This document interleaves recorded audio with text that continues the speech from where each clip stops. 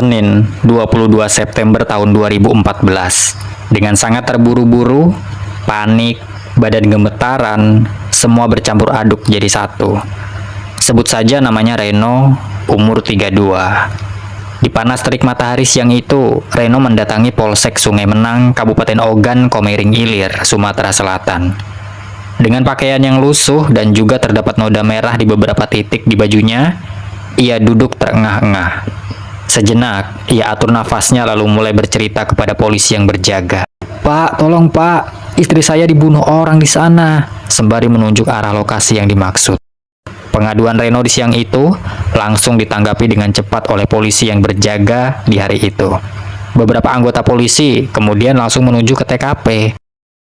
Sesampainya di TKP di sebuah kebun kosong Desa Sungai Menang, Kabupaten Ogan, Komering Ilir, beberapa warga sudah ada yang menunggu jasad korban di bawah pohon besar, tepatnya di jalur poros kebun sawit. Menurut Reno, semula istrinya tidak berada di posisi yang seperti sekarang ini, maksudnya di bawah pohon. Sebelumnya, istrinya ditemukan tergeletak di seberang jalan. Reno sambil menunjukkan arah seberang jalan poros perkebunan sawit. Reno mengaku sudah mencari pertolongan kemana-mana, namun tidak ada satupun orang yang lewat. Akhirnya ia pindahkan jasad istrinya ke arah bawah pohon. Oleh sebab itu bajunya terkena noda darah istrinya sendiri. Reno terus memberikan keterangannya kepada polisi. Mulutnya nyerocos terus. Menurut Reno, ia dan istrinya terpisah selama kurang lebih 1 jam. Saat itu, Reno sedang berada di dalam kebun untuk mengambil beberapa kayu pohon gelam.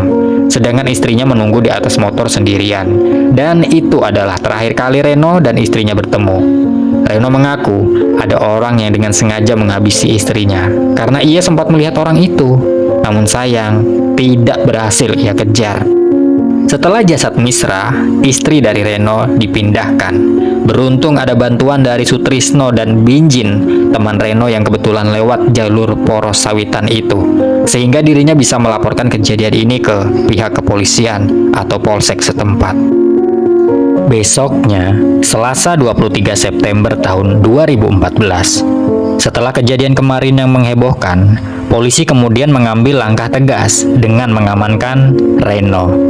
Polisi punya alasan untuk membawa Reno ke kantor polisi. Pertama, noda merah yang ada di bajunya belum sepenuhnya kering. Kedua, ada luka yang terlihat baru di tangan Reno.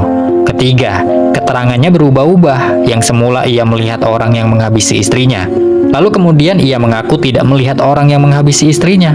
Loh. Keempat, sajam pisau yang diberikan saksi kepada polisi justru terdapat sidik jari dari Reno. Beberapa kejanggalan di TKP itulah yang membuat polisi menangkap Reno. Lalu siapa sebenarnya pelaku dari kasus ini? Apakah benar Reno? Atau ada keterlibatan orang lain? Ini dia ceritanya, teman-teman. Bagi Reno, bermain judi adalah salah satu jalan pintas. Ilusi yang menjanjikan kekayaan. Hiburan bagi yang suka dan bisa mengeluarkan seseorang dari sulitnya permasalahan ekonomi. Begitulah keadaan Reno pada tahun 2004. Kecanduannya terhadap judi benar-benar tak tertolong lagi. Padahal konon kabarnya ia sudah punya istri bernama Misra dan juga sudah memiliki buah hati. Tanggung jawab yang besar harusnya ia pikul. Boro-boro terbebas dari permasalahan ekonomi, Reno justru masuk ke dalam tipu muslihat permainan judi kala itu. Ia justru banyak menumpuk hutang di mana-mana. Sampai suatu waktu, masalah demi masalah datang, salah satunya dengan seorang pria berinisial NAP. Usut punya usut, penyebabnya adalah kalah judi. Entah siapa yang kalah, namun NAP dihabisi oleh Reno. Beruntungnya bagi Reno, kasus ini nggak sampai ke pihak kepolisian, karena kasus ini berakhir dengan kekeluargaan saja alias damai. Kemudian pada tahun 2008, Reno mendengar sepupunya dibunuh oleh seorang pria bernama Edi. Reno tentu nggak terima begitu saja atas kematian sepupunya itu. Ia tentu dendam, namun pada akhir dari dendamnya ini, Reno justru bermasalah dengan kerabat Edi. Bukan Edi yang ia habisi, Akan tetapi, justru pria berinisial N yang dihabisinya. Kali ini pihak kepolisian setempat dilibatkan untuk menangkap Reno. Tidak ada kata damai. Reno kemudian ditangkap dan dijatuhi vonis 10 tahun oleh Pengadilan Negeri Kayu Agung atas kasus pembunuhan yang dia lakukan terhadap N, kerabat Edi. Berjalannya waktu, Reno bebas pada akhir bulan November tahun 2013. Ia hanya menjalani 5 tahun kurungan penjara saja. Lalu bagaimana dengan Misra, istri dari Reno? Apakah dia meninggalkan Reno? Jawabannya tidak. Justru Misra tetap setia dan tabah menunggu kebebasan suaminya. Sampai akhirnya suaminya bebas dari penjara. Di desa Sungai Menang, Kabupaten Ogan Komering Ilir, Reno dan Misra tinggal. Ia bersama istrinya mulai berbenah, terutama bagi Reno yang sudah 2 kali tersandung kasus penghilangan nyawa orang lain. Kesibukan Pak Sutri ini selain mengurus Vino, anak kedua mereka juga bertani dan juga berkebun. Sedangkan anak pertama mereka, Delta Sari, sudah menikah. Fokus mereka hanya ke Vino saat itu. Pada bulan September 2014, Misra hamil besar. Kandungannya sudah memasuki 8 bulan. Selama 2 minggu, Reno, Vino, dan Misra tinggal di rumah orang tua Misra di Desa Caper, Kabupaten Ogan Komering Ilir. Selama bebas dari penjara, nyatanya hubungan Pak Sutri ini sedang tidak baik, sering bertengkar, terutama saat Misra mengandung anak ketiga. Walaupun kandungan Misra berjalan 8 bulan, pertengkaran belum juga mereda. Meskipun tinggal di rumah mertua selama 2 minggu, nyatanya pertengkaran keduanya tetap saja pecah. Pernah suatu waktu, Misra ini marah besar ke suaminya. Bukan apa-apa, ini masalahnya nggak main-main. Penyebabnya, Reno menjual motor mertuanya tanpa seizin dari mertuanya. Loh, ngeri. Siapa yang nggak marah coba? Pertengkaran ini bukan hanya didengar oleh orang tua Misra, bahkan Ricky, kakak kandung Misra, yang tinggal di sekitar rumah orang tuanya, juga mendengar cekcok rumah tangga adiknya itu. Alhasil, Reno pulang sendirian ke desanya. 3 hari kemudian, tepatnya hari Senin 22 September tahun 2014, dengan sepeda motor, Reno kembali ke rumah mertuanya, menjemput anaknya yang bernama Vino dan Misra, istrinya. Kondisi Misra yang sudah mendingan, gak semarah-semarah kemarin-kemarin, ia langsung menjemput istrinya. Hasilnya mereka pulang di hari itu dengan berboncengan motor bertiga. Di jalan menuju arah pulang ke desa Sungai Menang, pertengkaran pecah di atas sepeda motor. Penyebabnya, Reno termakan cemburu. Reno menuduh istrinya selingkuh. Istrinya nggak setia katanya. Bahkan Reno nggak yakin anaknya dikandung Misra adalah anaknya. Sebab menurut Reno saat ia bebas dari penjara kurang lebih 11 bulan yang lalu, Misra belum hamil. Misra dipaksa untuk mengaku bahwa dia selingkuh. Namun Misra tidak mengakui tuduhan yang liar itu. Bahkan tidak ada bukti atas tuduhan itu. Akibat terus-terusan adu mulut di atas motor, Reno udah nggak tahan dan memberhentikan motornya di area kebun, jalan poros sawitan. Vino, anak mereka, saat itu menyaksikan cekcok orang tuanya. Tidak ada orang lain. Sesaat kemudian, Reno langsung mengeluarkan sajam pisau bermata 2 dan langsung menggor leher istrinya itu. Misra meronta-ronta hingga akhirnya meninggal dunia tepat di jam 12 siang. Vino yang melihat kejadian itu menangis sejadi-jadinya, namun Reno melarang Vino untuk mendekati ibunya.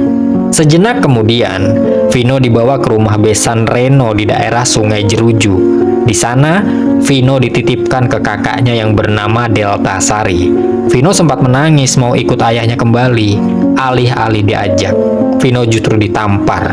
Vino akhirnya ditinggal di sana tanpa melapor tindakan ayahnya, mungkin karena takut. Setibanya Reno di lokasi awal, di lokasi di mana ia menghabisi belahan hatinya, Reno memindahkan tubuh istrinya ke bawah pohon. Kemudian skenario dimulai. Saat itu Sutrisno dan Binjin lewat di jalan poros sawitan. Kemudian keduanya dipanggil oleh Reno. Reno dengan semua skenarionya berpura-pura menemukan istrinya yang sudah meninggal dunia. Reno mengaku ada orang yang kabur ke arah kebun. Reno menduga orang itu pelakunya. Tapi tanpa sadar, Reno blunder besar sebab Sutrisno melihat Reno memegang pisau. Dengan hati-hati, Sutrisno menenangkan Reno dan pisau pun diamankan oleh Sutrisno. Kemudian Binjin memberitahu warga desa Sungai Menang bahwa terjadi pembunuhan di Jalan Porosawitan. Korbannya istri Reno. Sedangkan Reno kemudian melanjutkan skenarionya, membuat laporan palsu ke Polsek Sungai Menang dengan berpura-pura menemukan Misra di Jalan Porosawitan dengan kondisi yang sudah meninggal dunia akibat dibunuh oleh orang saat mereka berkebun. Sebenarnya dari awal polisi udah curiga dengan kedatangan Reno yang seperti itu.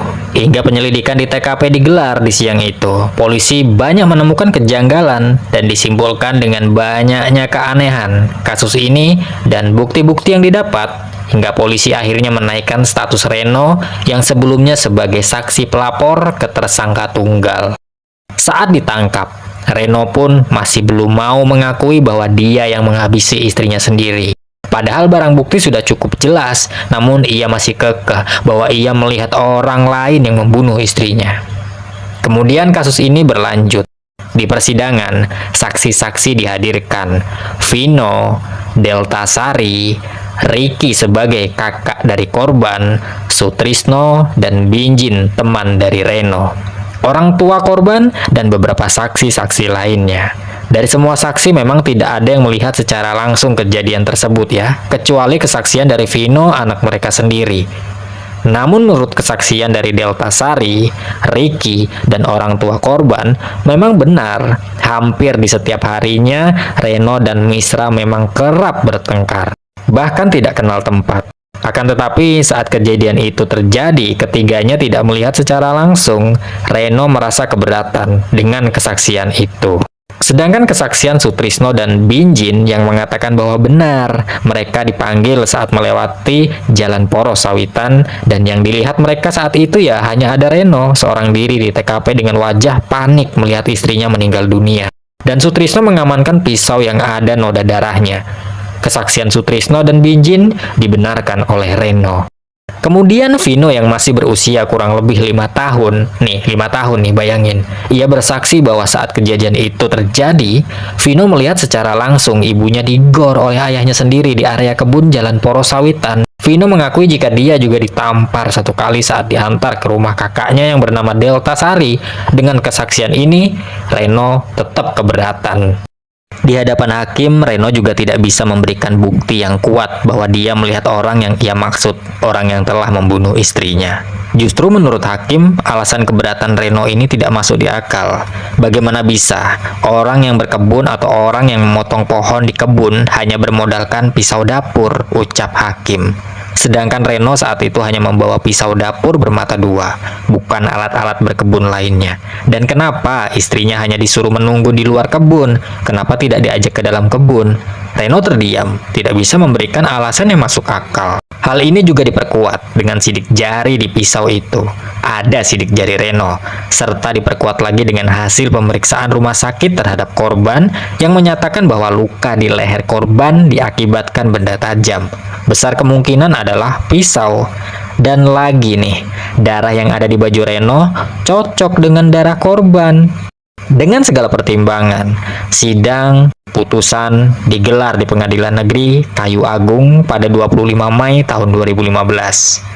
Hakim Sobandi memvonis terdakwa Reno dengan putusan hukuman mati.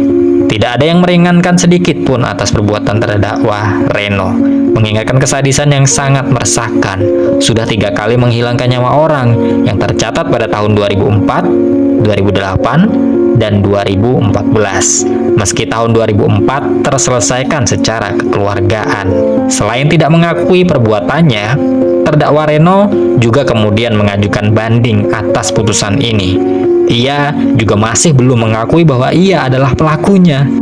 Hasilnya, Pengadilan Tinggi Palembang menyatakan putusan yang berbeda, yang mana pada putusan sebelumnya, terdakwa Reno divonis dengan hukuman mati. Namun setelah banding, Pengadilan Tinggi Palembang menganulir putusan dari Pengadilan Negeri Kayu Agung, menjadi penjara seumur hidup kepada terdakwa Reno. Majelis Hakim Pengadilan Tinggi Palembang masih memberikan kesempatan untuk terdakwa Reno untuk memperbaiki diri, bertaubat, meminta maaf kepada keluarga korban, menyesali perbuatannya yang lalu, serta harus rajin beribadah dan juga harus tabah menjalani hukuman di penjara. Putusan Pengadilan Tinggi Palembang ini kala itu digelar pada Kamis 30 Juli tahun 2015. Bagaimana tanggapan teman-teman atas kasus ini? Apakah Reno sudah mengaku atas kasus terakhirnya atau masih bersembunyi di balik dosa besarnya? Di sini Mas Kepo mengakhiri kisah ini. Wassalamualaikum warahmatullahi wabarakatuh.